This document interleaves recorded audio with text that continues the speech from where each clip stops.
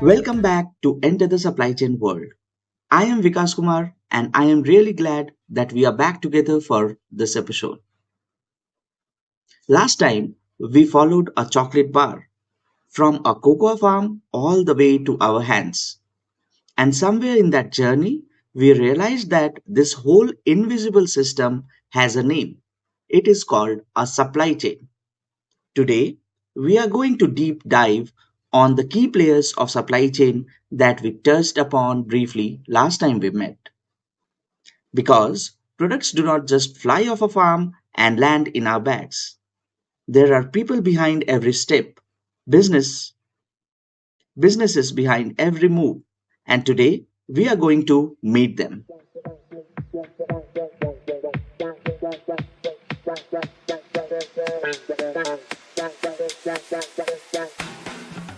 The first player is supplier. A supplier is a person or business that provides the basic materials needed to make a product. These basic materials are called raw materials.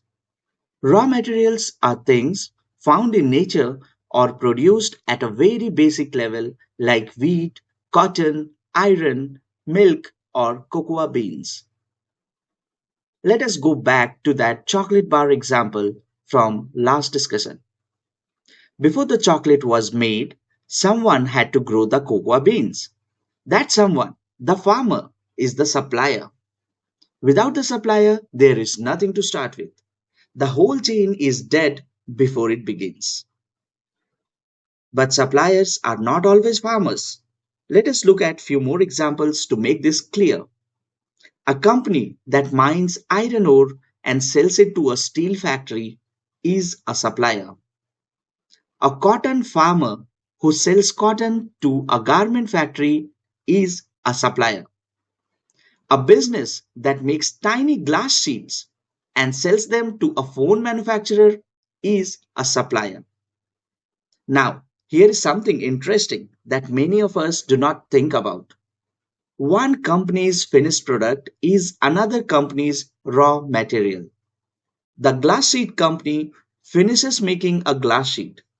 That is their finished product. But for the phone company, that glass sheet is just raw material to make the phone screen. So the word supplier is always relative.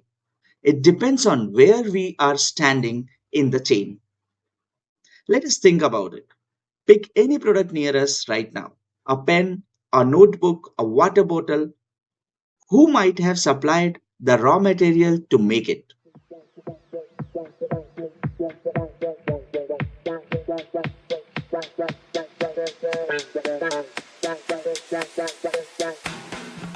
Our second player is the manufacturer. A manufacturer is a factory or a company that takes raw materials and turns them into a finished product that is ready to be sold. This is where the actual making happens. This is the heart of the supply chain. In our chocolate example, the chocolate factory that takes cocoa beans, mixes in sugar and milk, heats it, shapes it, and wraps it. That is the manufacturer.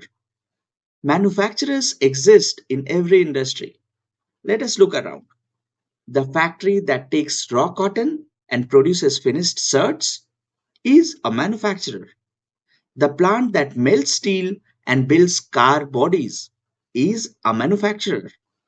The bakery that takes flour, yeast, and salt and produces bread is a manufacturer. Now, here is something worth understanding. Manufacturing is not always just one step. Sometimes it is a long series of steps. Take a smartphone. The battery is made somewhere. The screen is made somewhere else. Tiny chips are made yet in another place. And then one final factory puts all of these parts together into the phone we hold. That putting together, what we call assembly, is also manufacturing. A manufacturer is not always one single building. It can be several factories working in sequence, one making a part, another making a different part, and one final factory where everything comes together. Let's think about it. Have you ever assembled something like a piece of furniture, a toy, or even a sandwich? That simple act of putting parts together is exactly what a manufacturer does, just at a much, much larger scale.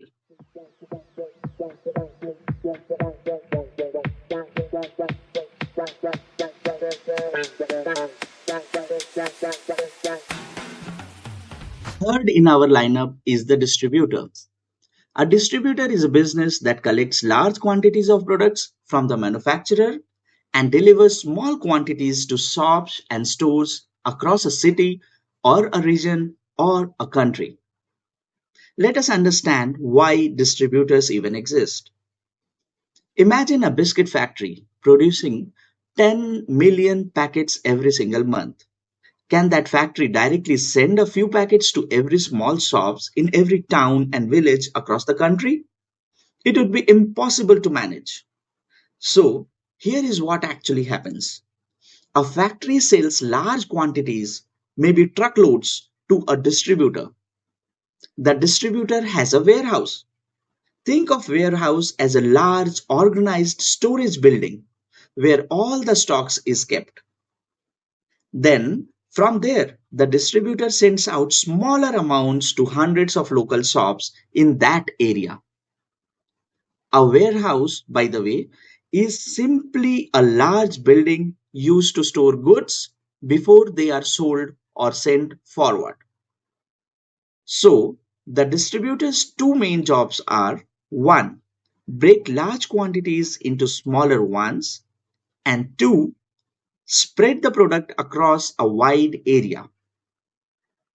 Without distributors, manufacturers would have to manage thousands of small deliveries themselves, and small shops would have to somehow travel to the factories to collect their stock. Neither of these is practical. Let's think about it.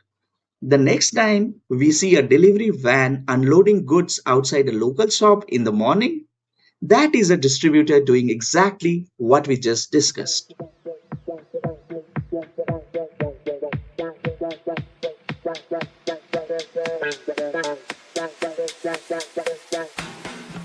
Fourth in our team is the retailer.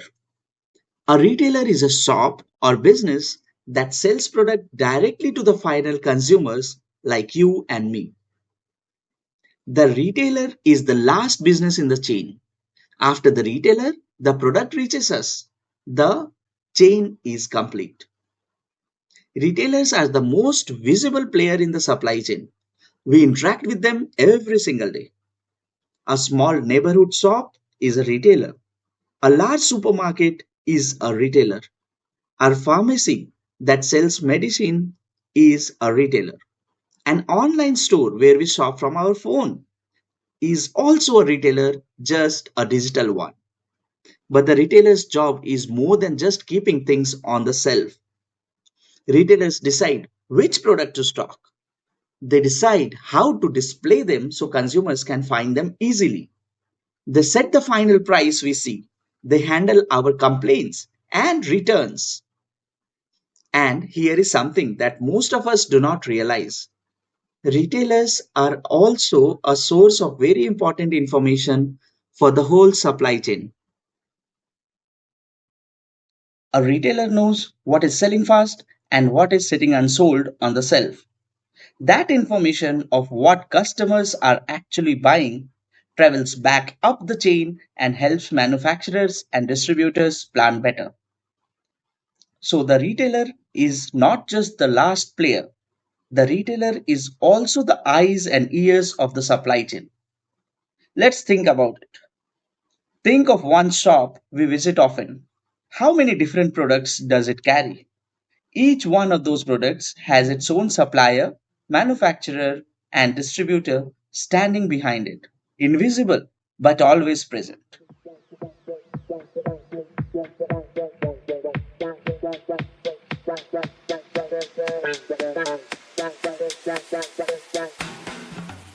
And finally, the fifth player, the one who is easy to overlook but is actually the most powerful of all, the customer. A customer is the person who buys and uses the product for their own purpose, and that person is us. Now, many of us might wonder, how are we a player in the supply chain? We just walk into a shop and buy something. But think about this for a moment. Every factory that runs because of us. Every truck that moves because of us. Every warehouse that stores them for us. Every retailer that keeps a product on the shelf keeps it there hoping that we will pick it up. The entire supply chain, from the cocoa farm to the chocolate wrapper, exists for one single reason, because we want that chocolate. When we stop wanting it, the chain stops. When we suddenly want something desperately, like sanitizers and masks at the start of the COVID period, the entire supply chain scrambles to produce more and faster. When we start preferring eco friendly packaging, manufacturers begin to change how they pack things. Our choices, our preference, our habits, they shape the entire supply chain. So while the consumer stands at the end of the chain, the consumer is also the reason the chain exists. Let's think about it this way. Every time we decide to buy something or decide not to, we are quietly sending a signal to the entire supply chain. Our choices matter far more than we realize.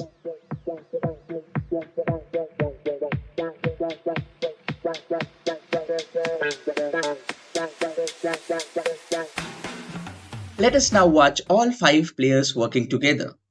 We will use a different yet simple everyday example of a packet of biscuits this time. A wheat farmer harvests wheat and sells it to a biscuit company. Sugar, butter, and packaging material comes from other suppliers. Nothing can be made without these people first, the suppliers. Then comes the manufacturer.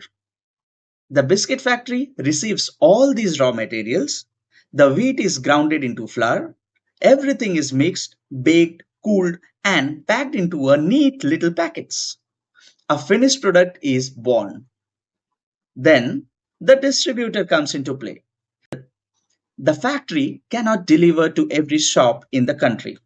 So, a distributor picks up thousands of packets, stores them in a warehouse, and over the next few days delivers smaller quantities to shops across different areas it serves. Then, a retailer, a local shop receives a few cartons. The shopkeeper places the biscuit packs on the shelf, prices them, and waits. Waits for the consumer to walk in. We walk in, we pick up a packet, we pay, we go home and eat them. The baton in this relay race this time is the biscuit, passed through five different hands before reaching ours. And every supply chain in the world, no matter how big or small, is some variation of this race.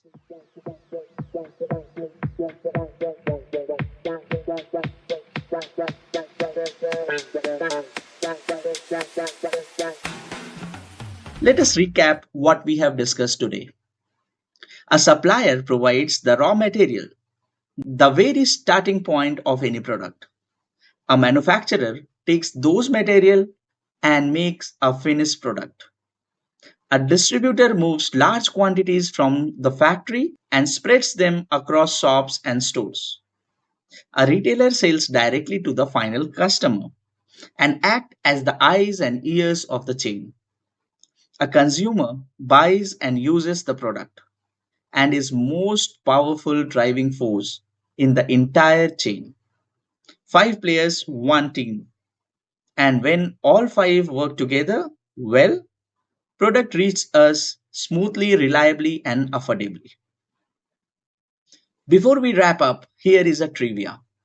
A single smartphone passes through hands of hundreds of suppliers across more than 40 countries before it fully assembled and reaches us. What we hold in our hand is quietly the work of an entire planet.